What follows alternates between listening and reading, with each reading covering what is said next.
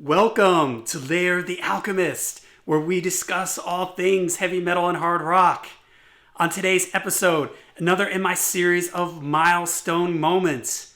These are moments in a band's career where everything seems to come together with the songwriting, with the production. So, the band that I picked for today is Aerosmith and their 1976 album, Rocks. This is a cover here. The back cover, I like the inside jacket here. It's got sort of a caricature of the band. And then all the guys there. Picture collage. I could have picked some of the other earlier Aerosmith albums. For instance, Toys in the Attic has Walk This Way and Sweet Emotion on it. Two very big hits for them. Their self-titled album has Dream On it, maybe their biggest hit.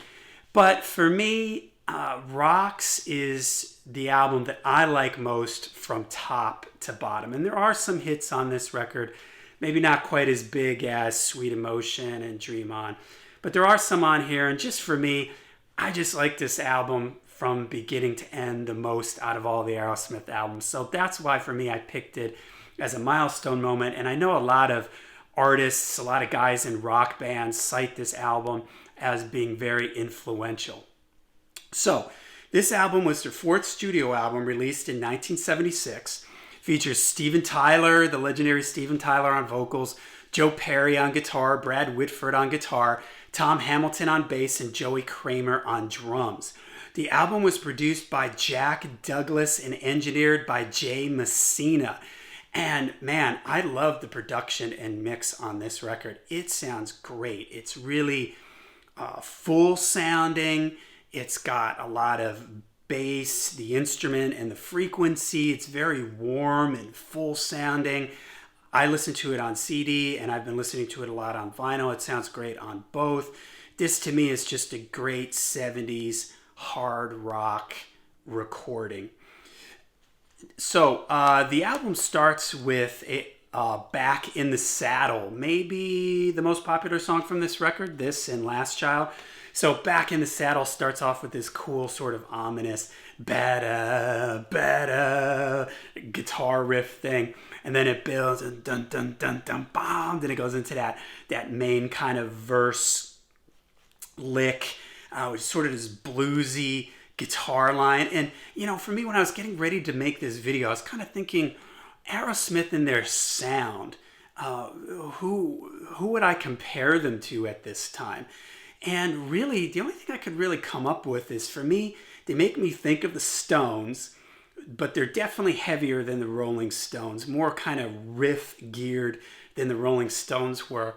And maybe Led Zeppelin, because there are sort of those bluesy riffs in there and the heavier elements. And maybe a little bit of the Beatles too. Like I hear sometimes in the vocal harmonies that Steven Tyler does, I hear a little bit of a Beatles sound to them. So, but they kind of have their own sort of unique thing. Steven Tyler has, he's got an upper range, but it's not really like Robert Plant, which is more cleaner. He has sort of this sort of grit to his voice. Maybe you could compare some of the screams he does to Ian Gillan from Deep Purple. Steven Tyler, Joe Perry, and Brad Whitford, for me, their guitar interplay is very Stones-ish. Yeah, they sometimes double each other, but there's a lot of cool sort of interplay between the two of them. Joey Kramer is a pretty straightforward drummer, but he's got a nice feel, and he's kind of got a heavy 70s style feel like John Bonham maybe. And Tom Hamilton's a great bass player, kind of straight ahead bass player, but does add a lot of cool little lines here and there. So they're kind of an interesting sound. They sort of carved out their own little niche in the sort of hard rock, blues hard rock world. So, like we said, Back in the Saddle, that cool, ominous intro riff, then the main riff comes in. I love the way Steven Tyler sings the chorus. I'm back. The way those really high-pitched screams, kind of a trademark sort of him, and he sounds great on it. It's a super catchy chorus. I like the way the song kind of goes out. There's like all these sort of sound effects, like horses and galloping, and the guitar. There's like an effect, I think, like on the guitar, and there's other guitars coming in and out. So next is Last Child, maybe the other sort of popular song that you might hear on classic rock radio from this album.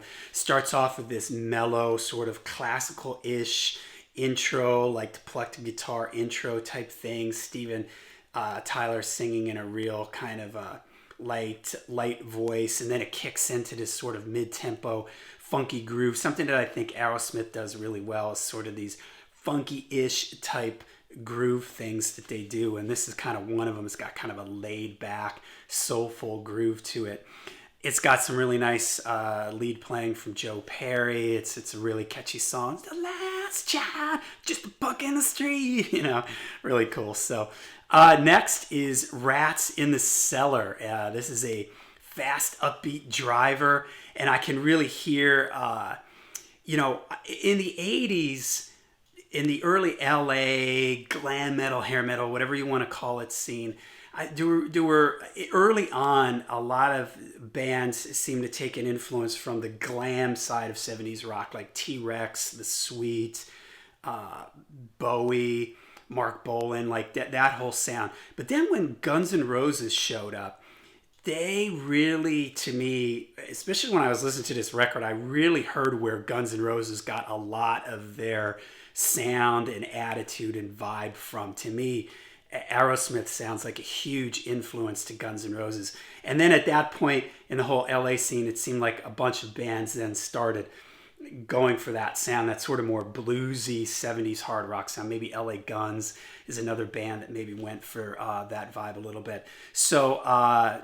Sick as a Dog to me really has a Guns N' Roses vibe to it. You can hear where Guns N' Roses would have been influenced by this song. It's a fast kind of upbeat driving number.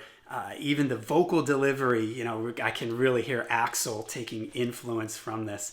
There's a cool kind of hard driving like riff part at the end with like a hard jamming harmonica solo. So it's really cool. Next is Combination, and this has this super thick, I love the guitar sound on this record.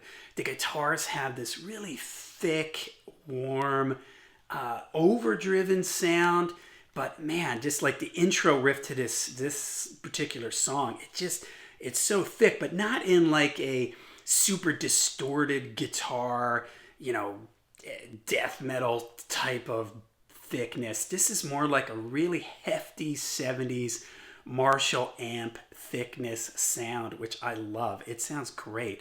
There's these cool harmonized vocals, like on the first word of really through most of the song. There's these awesome sort of harmonized vocal parts that go through the whole song, which I really like.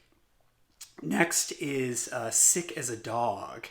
It has a plucked kind of clean intro to it.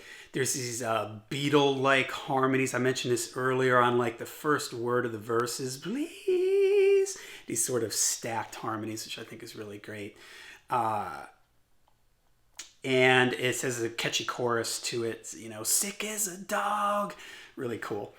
Nobody's Fault starts off with sort of these long sustained guitar intro things.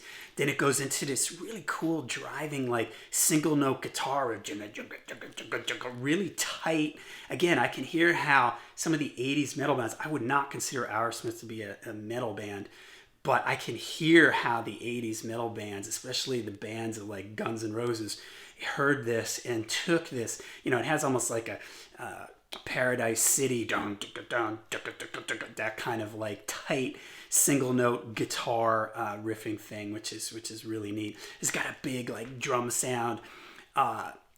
Joey Kramer, crack, boom, crack, laying it down like a 4 on the floor type of thing with a nice big sound. This is what I really miss about 70s hard rock, man. When I mentioned In Combination, the guitar sound in that, just in general, the whole record, it's got a big, thick, full sound that to me, a lot of modern recordings they do not get this type of sound. They're way too overcompressed. That's something you hear me talk about all the time, the lack of dynamics.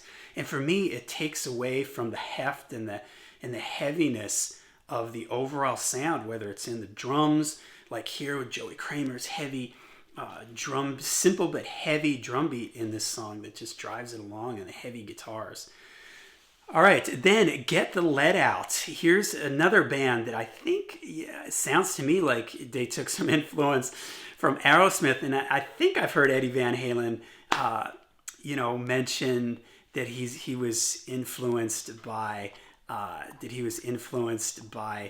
Aerosmith, and I can really hear it here in I've heard him mention Joe Perry before, and in this song, Get the Lead Out, man, this to me, when I hear this, I can't help but think of California Girls, Beautiful Girls, I'm sorry, by Van Halen from the second Van Halen album, because it just has this like kind of very sort of melodic, like single note riff, and even the way the guitar sort of plays in and out in the verses sounds very like what something Van Halen would do, not really that far off from here. This Van Halen is basically on the scene at this point. Haven't released a record yet, but they're playing in the clubs and everything. And if you've ever listened to any, if you go on YouTube, you can find all these live Van Halen bootlegs from before they got signed. And they actually played a lot of cover songs. And I know that I've heard them play some Aerosmith songs. I don't remember exactly which ones, but man, this one, Get the Lead Out, definitely sounds like they took this and turned it into Beautiful Girls. Lickin' a Promise, a heavy, fun blues rocker. Then, where are we here? Lickin' a Promise. Then Home Tonight is a mid-tempo ballad that reminds me of Dream On. They had success with Dream On, and maybe they were trying to replicate that a little bit in this. When the verses comes around, it sort of drops down, and there's this piano part, and Steven Tyler singing this really kind of soulful melodic line. And this song really, for me, foreshadows where they would go in the 80s and the 90s with all the, to me, too many ballads that they did at that point in time. They just seemed to really cash in on these really melodic ballads in the 80s and the 90s when they sort of had their comeback. But at this point, this is still early for them, and this, just for me, I love this. This one for me works a lot better, whereas in the 80s and the 90s, it just got way too formulaic and way too sappy. But this is just a cool mid-tempo 70s kind of rock ballad. So there you go. Like I said, I could have picked other Aerosmith albums. Certainly, I almost went with Toys in the Attic, but honestly, man, I can't listen to Walk This Way. That song is just, I'm so burnt out on that song. And even Sweet Emotion, I'm burnt out on Sweet Emotion. You hear it so much on classic rock radio. So I went with Rocks. And like I said, I hear a lot of hard rock and heavy metal guys from the 80s cite this as their favorite Aerosmith album. So for me, this is kind of like the album that all the rockers and everybody liked. They may have had a little bit more commercial success with the earlier ones, but for me, this is their milestone moment. So, all right, let me know what you think of Aerosmith's Rocks in the comments down below. This video is a little different for me. I have a different setup here. I don't know. I'm working with my lights. I have a different camera thing going on and a different microphone. So I think I was stumbling around a little bit in this video because everything's not in the same place that it's been for the last 5 or 6 months or so that I've been doing this. So, but I'm working on it. I'm trying to get the quality of these videos better. I'm approaching my 100th video, so I am trying to make things look a little bit more professional. But hey, this is rock and roll. This is heavy metal.